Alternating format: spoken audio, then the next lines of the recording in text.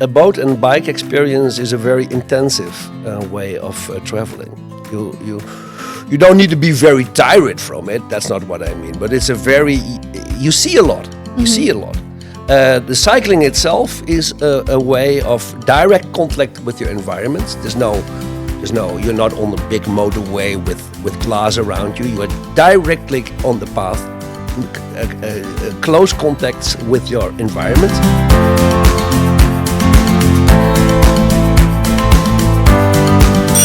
Dear listener, dear viewer, thank you again for watching or listening to the Boat Bike Tours podcast.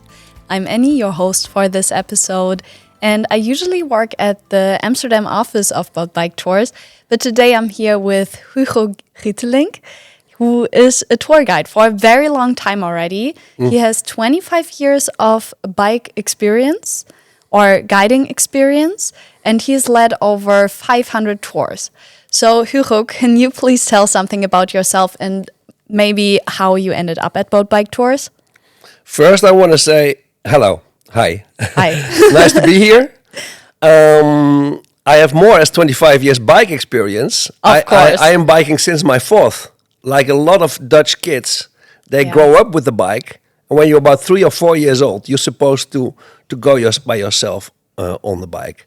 But you talk about guiding and experience. That starts around the year 2000. That's right. Yes. Yeah, that's a long time. It's a long time. Yes, I didn't expect to stay so long in that same business. I've never been such a long time in working for a job. I did different jobs, but of 25 years, that's a long time. It's the longest job I ever had. And I'm still on the job, and I look forward for a new season to come. Yes. Yeah, it's starting soon. It's starting soon. When I see the sun shining and the flowers blooming, I get the creeps to keep on cycling again with the groups. It's That's nice. the energy we need. Yeah, it's a very lovely thing. Cycling is a very lovely thing. I live in the center of the big town Amsterdam, and I do everything with the bike. Cycling is a very relaxing. Yeah, I think that's also quite a stereotypical thing that all people who live in Amsterdam are doing everything on their bikes. Yeah, well, a lot. Transport also, shopping, bringing your child, going as a child to school. Actually, all the kind of daily transport on the shorter distance is kind of done with the bike. Yeah. It's the most efficient, quick, and pleasant, and also cheap way of transport. The car in a big town is always parking problems. It's slow. Oh no, that old town is not made for cars. Yeah, and Amsterdam has the most amazing infrastructure also for cycling. Yes, yeah, that's what I see. I mean, I live now 45 years in Amsterdam, and I see that infrastructure also over the years changing. We get now more and more big bike lanes, bike streets as a new concept. And yeah, that's a very intelligent way of town planning. And I see it also more and more in other big towns in Europe. Paris, London, Germany, you see the same developments going on. Yeah, but I think it's great that you already mentioned how it changed throughout the years, because that's also the topic for this episode. Yeah. We're gonna take our listeners through or on a journey through the history of boat bike tours. Yep. So, and I think you're the best man for this, as you have 25 years of guiding experience and you've probably seen a lot. Yes, it is. Well, I have seen a lot. I've been doing all these tours in 5 different countries on different trails. But it's a boat and bike experience is a very intensive way of traveling. You don't need to be very tired from it. That's not what I mean. But it's a very you see a lot. You see a lot. The cycling itself is a way of direct contact with your environment. You're not on a big motorway with glass around you. You are directly on the path, close contacts with your environment. So it's already a much more intense way of observing. And then the beautiful thing is the combination with the ship, which brings you to the most beautiful spots on all the kind of different waterways, which all around Europe are there, especially in the Netherlands. There's a lot of water. Yeah. So that makes the experience, geographically you can say, I've been there in the Netherlands, in Germany, I was there and there and there. But on the spot itself, you see a lot. Because the experience is so intense, and that makes it to a very attractive way of traveling. But how did you get to the concept of the combination of boating and biking in the first place? Well, it's not my invention. Yes, I am a tour guide. So at the moment I started 25 years ago, there were already some companies. Like boat bike tours, which started with the concept. There were some years it was already running on the concept with a boat and cyclists together. So this combination of a boat makes a certain trail, and the cyclists are following that trail and will meet each other in the evening with the ship, and in the morning those bikers go cycling again.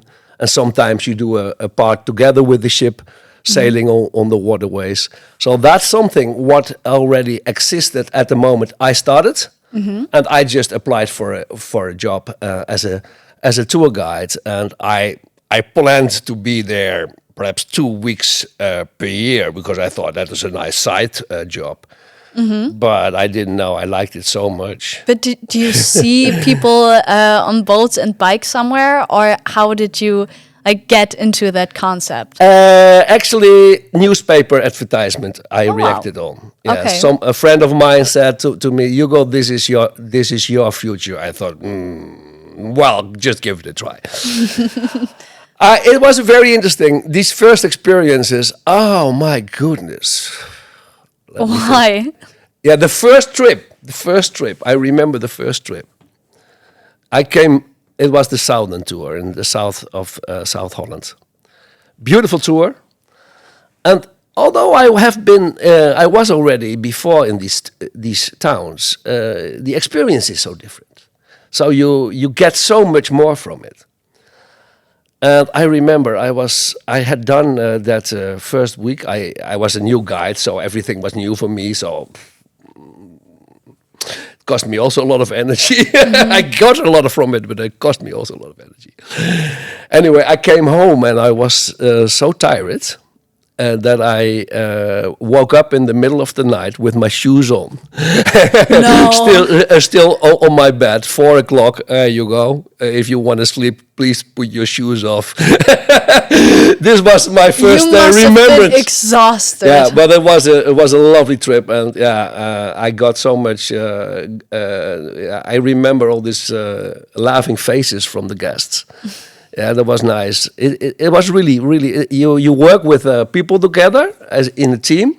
That makes a nice social net, and then this whole week together with this guest, which step by step, day by day, feel more and more comfortable, and in the end, you say goodbye because there's a nice group of new friends formed. Yeah. And that is that's actually what gives you the most of the energy when you see all these people happy together. Yeah. So they come as strangers and leave as friends. That is for new friendships are made. One is better in that as the other. I've been singing a lot of times with Singing? groups. Yes, singing. Nice. And the song is as follows.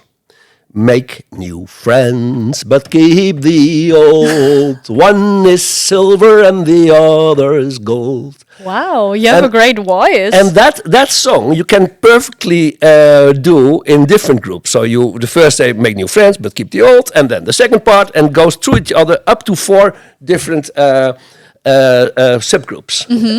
And yeah, it's fantastic. Singing is also that's something. Yeah, that's free making. Yeah. It is something. These moments you get the last evening or just after a nice day of cycling, and we have a great dinner on the ship, and then we come together and we talk a bit, and then it's time for this kind of jokes or a background story or a song or some slides, or we make a nice evening walk. There's I heard that about from guests actually about you before, that you make these slides. slides. And the last years is more films actually. And yes, that's something what I've done for many years, and that is then also kind of watching together to that. And the people, they love to look at it. They see themselves cycling. So you take these photos yourself? Yeah, photos and films, and then I share that with the guest. How do you have time to cut a film during Yeah, guiding? yeah. This is a good question. I'm then so fanatic that I'm early in the morning. I also already start to edit, but I have to limit myself because it's important that I also keep my energy. I always say myself, you go not more than 10 minutes per day edited film, but it's obviously it's sometimes more. It's a lot of extra work, so I have to be careful with that. Yeah. But I want to ask you a question. How do you think does or has guiding or boat bike tours in general changed throughout the years? Yeah, good question. That's a good question. Okay, let me think. Well, boat bike tours first was for all. It was before it was called channel cruises, and then it got the name boat bike tours. And it came together with other companies like Eurosail Travel, for instance. So it's grown over the years. Boat bike tours was first very much busy with, let's say, organizing ships for all kind of companies also, not directly cycling. And then during the 90s, yes, more and more the combination boat and bike came together, yes? So I got that history, and when I look at that history, I see first a very small office with 4 hardworking people in Monnikendam. That is now a big office with 20 or 30 people working. More. In Amsterdam. Yes, even more. You know it better as I do that. So it has grown immensely. It's a very popular concept. In the first years, they were focused on small ships, what we call small ships. I mean, it's not that small. We talk about ships of 40 meters long. But let's say ships of approximately 20 guests, yes? And there's then one guide mostly. Only the luxury ships has a guide extra. And one cook and a captain and a mate. So mostly 4 or 5 crew and then 20 guests. So this is kind of the formula which has been functioning for years and which is still a very successful balance formula, which still is going on this way. That is what what was, let's say, the basics in the year 2000 when I started. The bikes were used that time were ordinary bikes. The e-bike was even not used. So that was how it started. And then over the years, you see that boat bike tours also introduces bigger ships. Bigger ships which can have much more guests, which has also bigger crew. That is of course also a costly, efficient upscaling with that, so the tours can be offered a bit cheaper then also. That's also an argument. But what you see in this bigger ship is actually complete other logics. More self-guided tours or semi-guided tours came with that. That is a concept in which people find the way themselves based on card maps and nowadays GPS, what they are given to find a way themselves. Yes, and the tour guide is in these big ships has another role. You don't cycle with the 20 people anymore. You're kind of a general manager.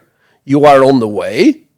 You're kind of troubleshooter if an accident has happened or a bike is broken or there's some logistic problems or somebody missed the luggage from the plane. So you can help in all ways, but it's a little other focus as the small ships. With the small ships, you are even more part of the group and you bike together with that group.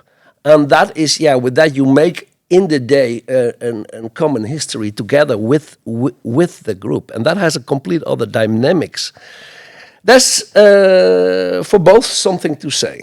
Mm-hmm. It has its own charm in itself. I don't say this is better or that is better. It is depending what people look for. I think it's for both something to say. And as a guide, which concept do you prefer? Yeah, that's a good question, Annie.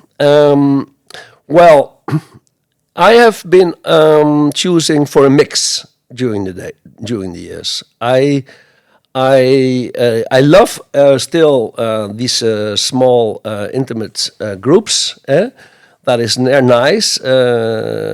From our social perspective, perhaps I tend to prefer the small groups because there's more kind of an familiar atmosphere growing. If you are together with a small group the whole day, people start to know each other better than in these really big groups.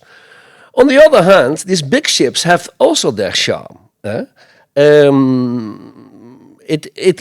It provides a floating hotel with beautiful tours for people which come in groups, with small groups. They come with 4 or with 6 or with 8 friends together, and then they bike that part of the day themselves, so they kind of more independent. Or when you are very in a romantic mood and you want to be only with your partner, you perhaps say, okay, I find a way myself in the forest. Yes, I can understand that also, or whatever, And the big ships, they have big, huge terraces on top. Sometimes there is, because there are more people, the musicians are hired sometimes in an evening when there's a little concert organized.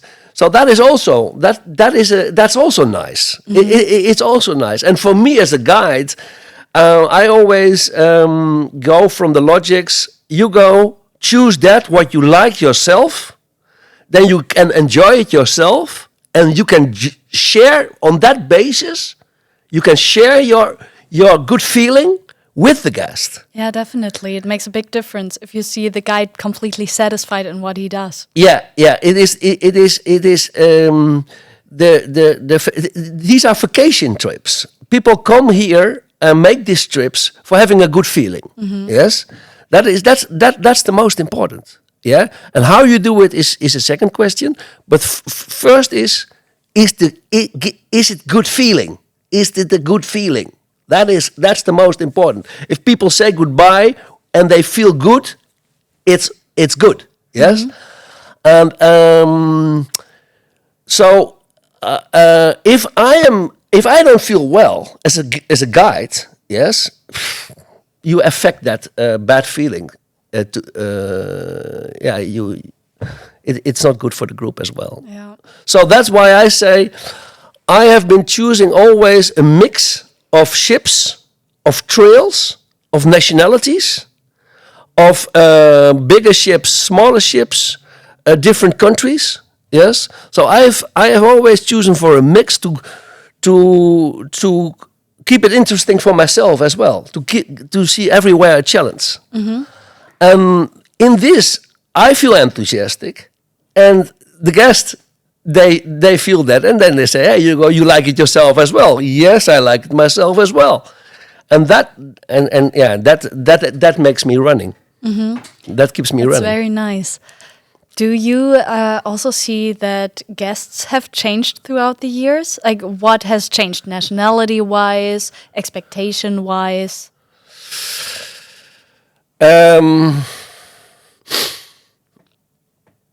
Yes. Well, let's say it this way.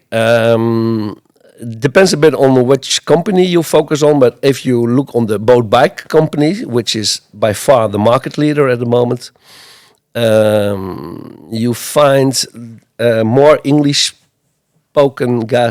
speaking guests nowadays as before. Let's say for the boat bike tours, they were first very much focused on German guests. Yes.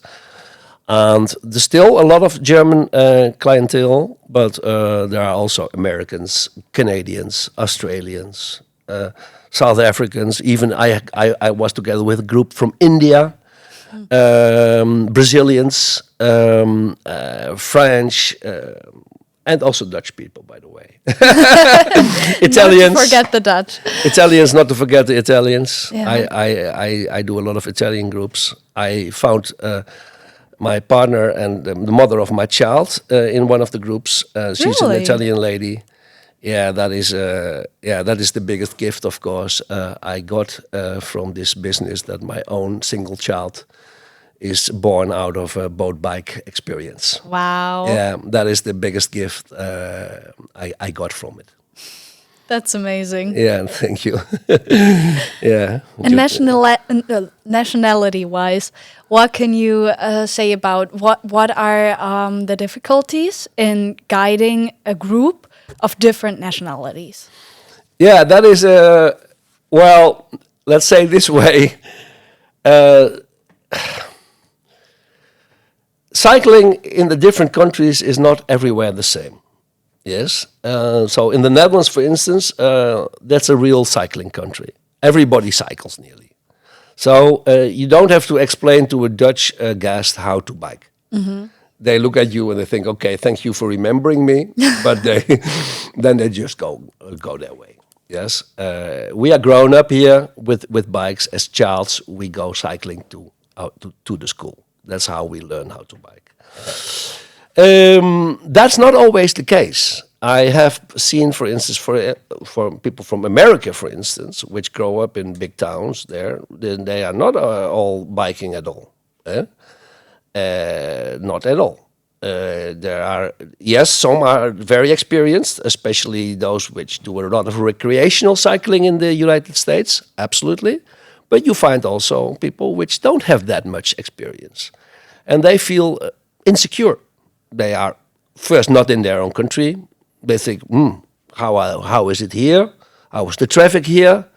The people are also, the cars are drivers. They are watching the bikers, or they feel insecure. Perhaps they are not used to attention for bikers in the countries they come from. So then, in this case, as a guide, you see that people are insecure, and so you have to help that. You have to. That's also your role. You have to assist. You have to give a first explanation about basic rules. You have to check if you go together cycling. I always check if how the cycling is done. Sometimes I give guidelines again. It's important that if you stop with the group, that you do it on a place where it's safe to stop, that people don't feel kind of trapped in a traffic situation. That's very important. As people always say, safety first. Well, yeah, also in this business, safety first, of course. You don't want to have an accident, and you cannot never completely control it. But what you can do is try to eliminate all risk possible. So prepare the group well on the trail we're going to do. If there's a difficult traffic situation, say, hey, listen, that and that, we're going to cross that street this and this way, be careful. So prepare the people. Make a good planning so that people are not exhausted on the bike, but they have a good condition. That's important. That people that they are alert, that they don't make mistakes in the traffic for that reason. Some are better bikers as others, and sometimes it gives friction. But mostly, if you communicate it well, the people all always know from, okay, not everybody is as strong as the other. We find a balance in which everybody feels well. And that always goes okay. I've never had serious problems in a group about it. And that's actually also nice, because you see that people are willing to co-op with each other. Yes? So I always say, it's not a race. Yes, it's a recreational cycling tour. There's a lot of we make a lot of breaks. There's a lot of coffee stops as well, water breaks. So we have a whole day for 50 kilometers to do. Just take the time for it, and so that we arrive all sound and safe. Yeah. That is then the goal, and everybody understands that, and they help to make that possible. Also, the better bikers, they understand that they have to compromise with the rhythm. Yeah.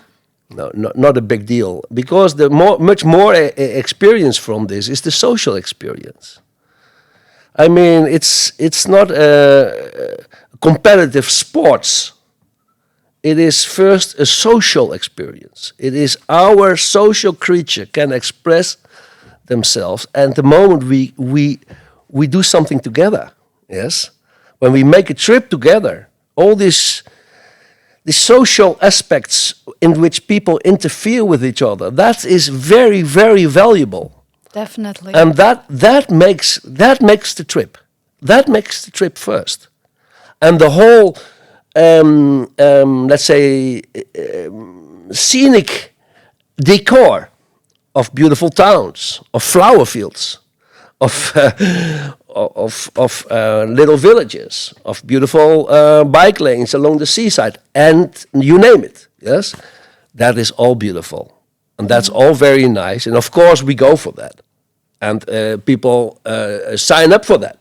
Yes, and these experiences, they are, let's say, they are the food for the social experiences, because people are biking. Oh wow, nice! You see that, and then they talk with each other so much easier because they are enthusiastic.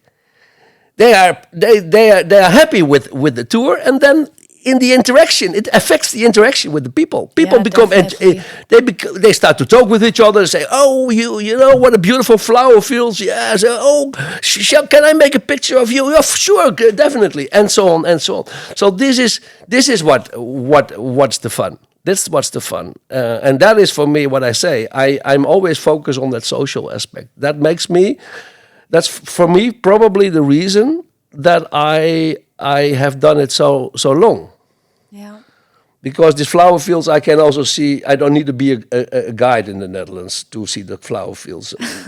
I can go there by myself also. That is not the point. Yeah. But this fun of being part of a group, and the interaction and enthusiasm, what's there, that is the real the real thing. It's also nice to get the enthusiasm from people who've never seen the Netherlands before, for example, or who can be really excited about things that seem so normal for you. Yes. Well, yes. For instance, Amsterdam. I live in the center of Amsterdam. I bike there 45 years every day. And then when you walk through the center of Amsterdam, or you bike through the center of Amsterdam, and you see the reaction, it's as if people they think, "Wow, I'm in heaven." Yeah. And then I think, I'm a lucky boy. I live in heaven. That's true. You know? Yeah. Unfortunately, we're already running out of time, which is really sad, because what you're talking about is so interesting and inspiring. Yeah, I perhaps I can mention some things I think are interesting. Please do. Yeah, in a historical perspective. Yeah, that's where your focus was on. Yes, in a historical perspective, I see that, of course,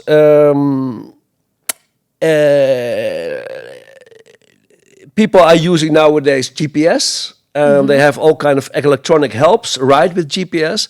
So finding the way is getting more and more easy. Yes. Yeah. So that is a kind of a technological help. You see people using now also e-bikes. Yeah, that is also changing. What I said, with bigger ships, self-guided tours. So there's a transformation going on. And there's also a transformation going on that the concept in itself is very fast growing. We talk about 25 ships, 25,000 guests. Extremely big rise of popularity. That's something I like to mention. And then, myself, I studied. I was teacher before. I was teacher economics, and I studied political science. Sometimes I think, what's the connection with that? And then I think I'm very pleased for working in an international setting. For me, it's very nice to meet a lot of people from different nationalities.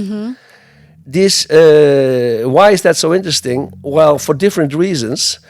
But the most interesting thing is that I see that people, although they understand themselves as Dutch, German, or French, or American, when they come together with people from other countries,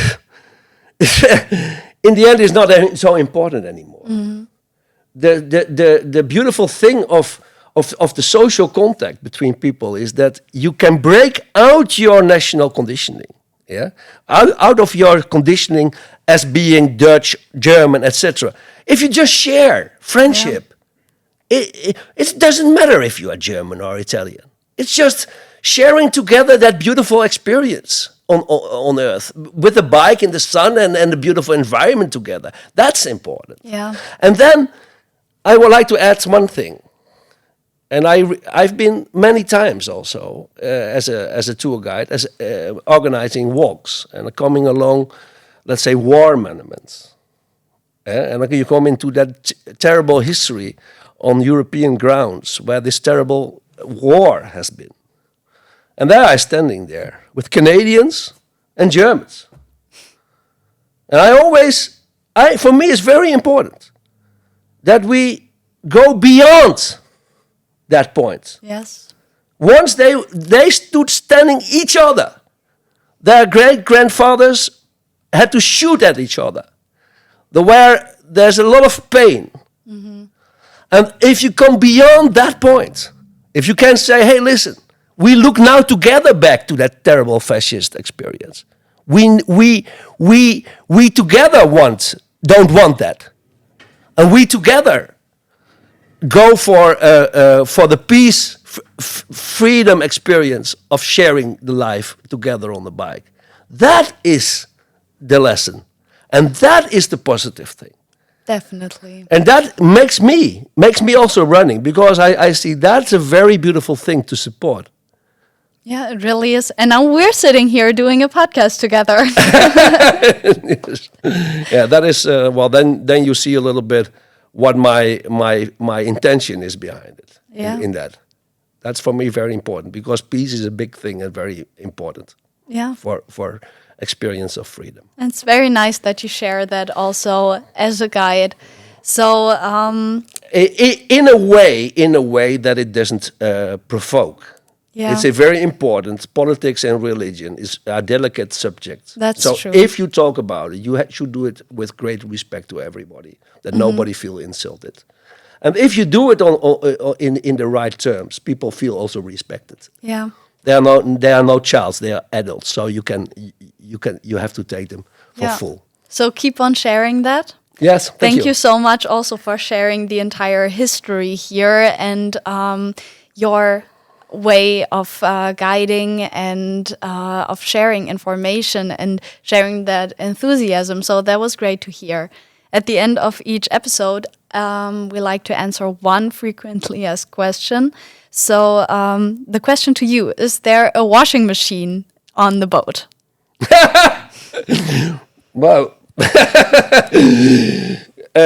yes, mostly there is, yes. Yes, mostly there is, but if you ask that for the guests, that is depends on the ship if this service is offered for the guests. For the guides, it's kind of necessary, or for the crew, because if you work some weeks in a row, you want to have also clean clothes.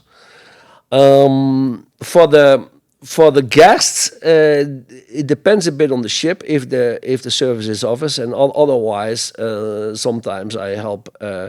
Or even for that, finding a laundrette for somebody, because these guests, they have sometimes a follow-up and they need having clean clothes anyway.